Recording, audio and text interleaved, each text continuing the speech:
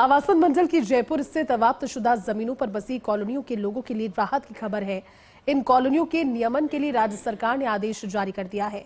किस तरह और कब तक इन कॉलोनियों का नियमन किया जाएगा, जानने के लिए देखिए फर्स्ट इंडिया न्यूज की ये एक्सक्लूसिव खबर।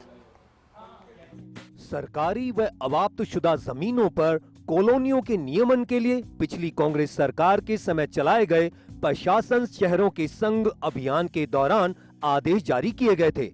इस अभियान में दी गई छूटें 31 मार्च 2024 को खत्म हो चुकी हैं।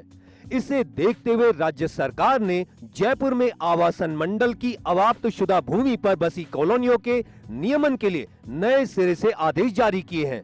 लेकिन आदेश में विशेष हिदायत दी गई है कि सड़क और सुविधा क्षेत्र पर किए गए निर्माण का नियमन नहीं किया जाएगा। आंतरिक सड़कों की न्यूनतम चौड़ाई 30 फीट रखते हुए ही कॉलोनी का नियमन किया जाएगा। यही नहीं, मास्टर प्लान और जोनल प्लान की सड़कों की निर्धारित चौड़ाई से कोई समझौता नहीं किया जाएगा। इन कॉलोनियों का नियमन जेडीए की ओर से किया जाएगा। जेडीए के पास ऐसी करीब 81 कॉलोनियों का रिकॉर्ड उपलब्ध है और एक अनुमान के मुताबिक ऐसी कॉलोनियों की कुल संख्या करीब 100 है। आपको बताते हैं कि नगरीय विकास विभाग की ओर से जारी आदेश के तहत किस तरह ऐसी कॉलोनियों का नियमन किया जाएगा। नियमन के लिए इस 15 मई तक जमा कराना होगा रिकॉर्ड। सोसाइटियों या विकास समिति को जेडीए में कॉलोनियों का जमा कराना होगा रिकॉर्ड। जिन जमीनों पर आवासीय कॉलोनियां हो चुकी हैं सृजित और अवाप्ति का मूल उद्देश्य पूरा होना नहीं है संभव, ऐसी जमीनें आवासन मंडल के नाम दर्ज होने पर की जाएंगी हस्तांतरित। मंडल की ओर से जेडीए को हस्तांतरित की जाएंगी जमीनें। इसके बाद जेडीए की ओर से कॉलोनी के जारी किए जा सकेंगे पट्टे। अगर भूमि की अवाप्ति के मुआवजे का मंडल ने किया है भुगतान, तो जेडीए भुगतान राशि मय ब्याज के मंडल को करेगा अदा। नियमन से पहले जेडीए तैयार करेगा योजना मानचित्र। सर्वे मानचित्र पर मास्टर जोनल प्लान की सड़कों का करेगा सुपर इम्पोजिशन।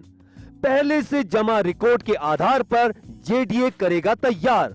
जेडीए नियमन के लिए तैयार करेगा विस्तृत योजना मानचित्र।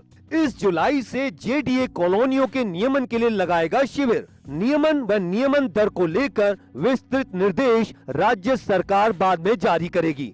जो जमीनें आवासन मंडल के नाम नहीं है दर्ज, उन मामलों में नियमन को लेकर जेडीए को लेनी होगी एनओसी। मंडल से एनओसी लेकर जेडीए करेगा भूमि की 90A की कार्रवाई। मौके पर बसी कॉलोनी की भूमि का अगर है अलग लैंड यूज, मास्टर प्लान या जोनल प्लान में दर्शाए लैंड यूज से अलग है लैंड यूज, तो जनहित में भूमि का लैंड यूज चेंज किया जा सकेगा। लैंड यूज चेंज के बाद ही कॉलोनी का किया जाएगा नियमन।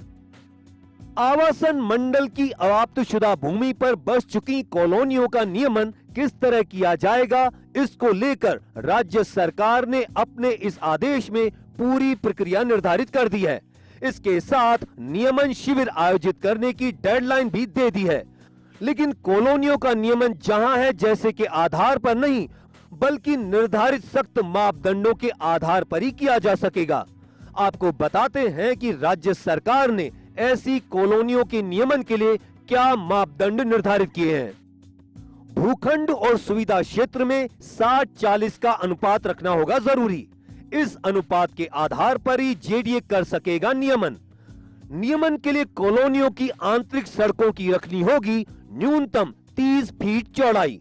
मौके पर सड़क की चौड़ाई अगर 30 फीट से हो कम, तो भी 30 फीट रखते हुए कॉलोनी का लेआउट प्लान किया जाएगा तैयार। कॉलोनी के सुविधा क्षेत्र और सड़क पर हुए निर्माण का नहीं होगा नियमन। किसी भी स्थिति में ऐसे निर्माण का नहीं किया जाएगा नियमन। मास्टर प्लान और जोनल प्लान की सड़कों का किया जाएगा समायोजन। इन सड़कों की निर्धारित चौड़ाई का किया जाएगा समायोजन। निर्धारित चौड़ाई रखते हुए कॉलोनी का किया जाएगा नियमन।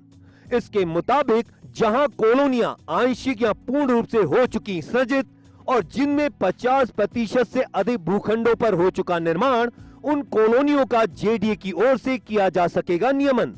हाउसिंग सोसाइटियों के मामले में कॉलोनी का सृजन 17 जून 99 से पहले का होना चाहिए। अन्य मामलों में कॉलोनी का सृजन 13 दिसंबर 2013 तक होना है जरूरी। राज्य सरकार ने जेडीए को हिदायत दी है कि इन कॉलोनियों का नियमन इस जुलाई से शुरू कर दिया जाए। मकसद साफ है, सरकार चाहती है कि निर्धारित समय में इन कॉलोनियों का नियमन कर दिया जाए ताकि इन कॉलोनियों के लोगों को पट्टे दिए जा सकें। कैमरा पर्सन नरेंद्र के साथ Abhishek Srivastava, first India news, Jaipur.